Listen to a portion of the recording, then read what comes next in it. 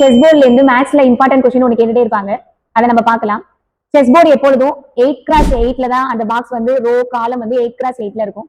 But நம்மளுக்கு school புக்ல இருந்து என்ன கொஸ்டின் டிஎன்பிசில ரிப்பீட்டடா கேட்டுட்டு இருக்காங்க அப்படின்னா, செஸ் போர்ட்ல எவ்வளவு ஸ்கொயர்ஸ் ஃபார்ம் பண்ணலாம், எவ்வளவு ஸ்கொயர் ஃபார்ம் பண்ணலாம் அப்படி கேட்கறாங்க. எவ்வளவு ஸ்கொயர்ஸ் அங்க இருக்கு கேட்கல, எவ்வளவு ஸ்கொயர்ஸ் ஃபார்ம் பண்ணலாம்னு கேட்கறாங்க. மொத்தம் 204 ஸ்கொயர்ஸ் வந்து ஃபார்ம் பண்ணலாம், 204 சதுரங்கள் வந்து ஃபார்ம் பண்ணலாம். மொத்தம் எத்தனை செவ்வகங்கள் ஃபார்ம் பண்ணலாம் அப்படின்னா 1296.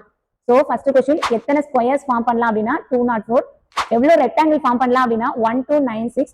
இதுல இன்னொரு क्वेश्चन சதுரம் இல்லாமல் செவ்வகங்களின் எண்ணிக்கை அப்படி கேட்பாங்க.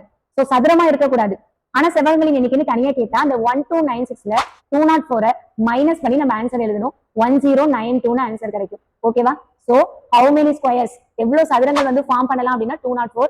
எவ்வளவு செவ்வகங்கள் ஃபார்ம் பண்ணலாம் அப்படின்னா 1296. சதுரம் இல்லாமல் செவ்வகங்களின் எண்ணிக்கைன்னு கேட்டா அது ரெண்டையும் மைனஸ் பண்ணி 1092. ஸோ இந்த 3 ஆன்சரையும் நீங்க ஒரு ஸ்டேட்மெண்ட் கொஸ்டின் தான் இது, ஞாபகம் வச்சுக்கலாம். ஸோ ஈஸியா அடிச்சிடலாம். தேங்க்யூ.